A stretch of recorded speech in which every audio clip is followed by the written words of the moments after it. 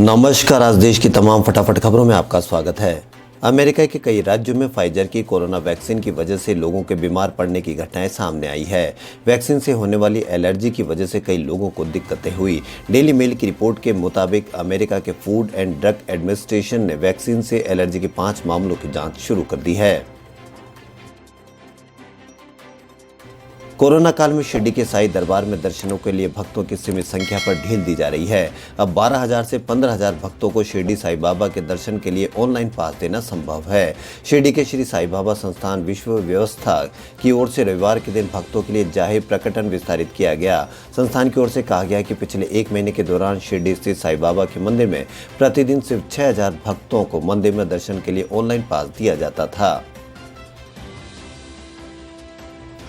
Asia के सबसे अमीर उद्योगपति मुकेश अंबानी की company Reliance industries limited Gujarat के जामनगर में एक चिड़ियाघर का निर्माण करेगी।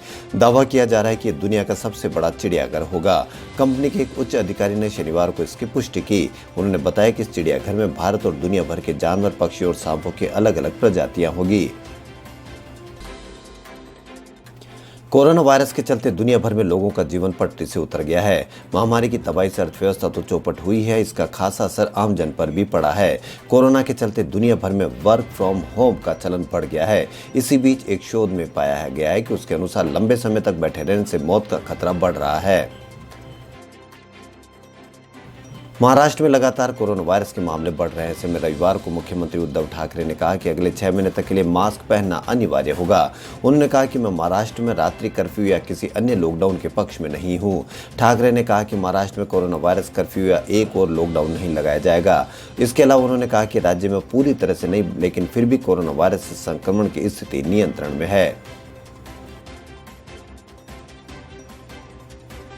केंद्रीय स्वास्थ्य मंत्रालय के आंकड़ों के अनुसार पिछले 24 घंटों में 26,624 लोगों को कोरोना वायरस से संक्रमित होने के बाद कुल संक्रमितों की संख्या 1 करोड़ से अधिक हो गई। वहीं भारत में कोरोना से जान गंवाने वाले लोगों की संख्या भी बढ़कर 1,45,477 हो गई। देश में कुल संक्रमितों की संख्या 1 करोड़ के पार पहुंच गई।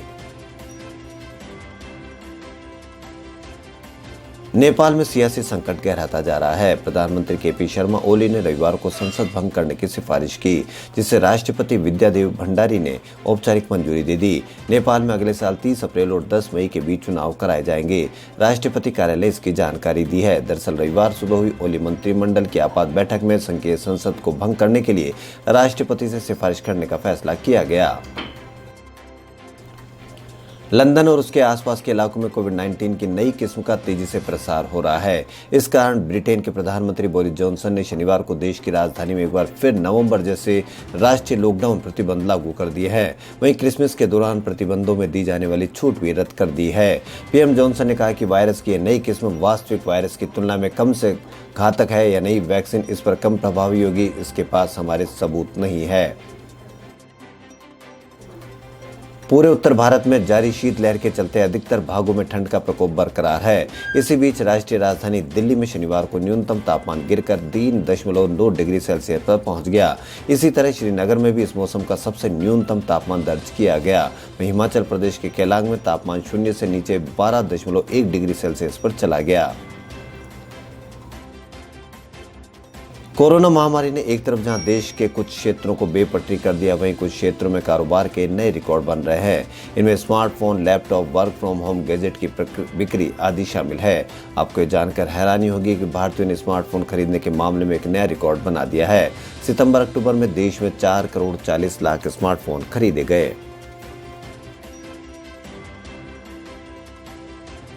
मणिपुर के अतिरिक्त पुलिस अधीक्षक थोनाओजम वृंदा ने ड्रग्स मामले में अदालत के आदेश के बाद अपना मुख्यमंत्री वीरता मेडल शुक्रवार को वापस कर दिया। इस ड्रग्स मामले में भारतीय जनता पार्टी के पूर्व एडीसी चेयरमैन और 6 अन्य लोगों के खिलाफ आरोप लगे थे। पुलिस अधिकारी को ड्रग्स मामले में जांच के सिलसिले में मेडल दिया गया था। पुलिस अधिकारी ने मुख्यमंत्री एन वीरेंद्र सिंह को लिखी चिट्ठी में अदालत के आदेश को वजह बताया है।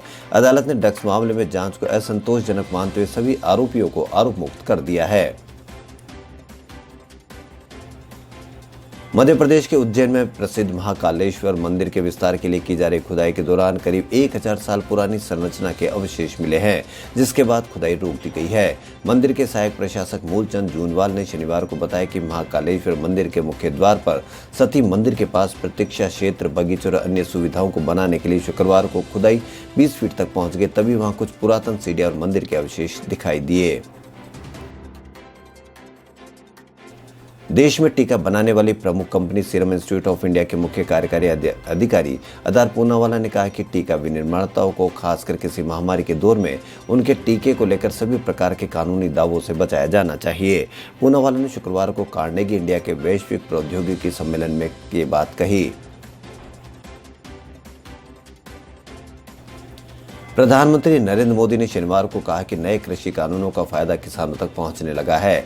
एसोचैम फाउंडेशन वीक में प्रधानमंत्री ने उद्योगपति से अपील की कि गांव के उत्पादों को ग्लोबल प्लेटफॉर्म देने के लिए जरूरी प्रमोशन और मार्केटिंग शुरू कर दी। मोदी ने कहा कि कृषि क्षेत्र को बेहतर बुनियादी ढांचे, बाजार और प्रोत्साहन की जरूरत है। ग्रामीण अर्थव्यवस्था को मजबूत करने के लिए सरकार को कृषि संगठनों के साथ मिलकर काम करने की आवश्यकता है। दिल्ली में कोरोना वायरस काबू में आता दिख रहा है। राज्य में 4 महीनों में सबसे कम सक्रिय मरीज 10,358 रह गए हैं। इससे पहले 16 अगस्त को सबसे कम एक्टिव मरीज दिल्ली में थे। दिल्ली में पॉजिटिविटी रेट सिर्फ 1.3 है, जो अब तक का सबसे कम स्तर है। इसी के साथ रिकवरी रेट अब तक के सबसे ऊंचे स्तर पर है।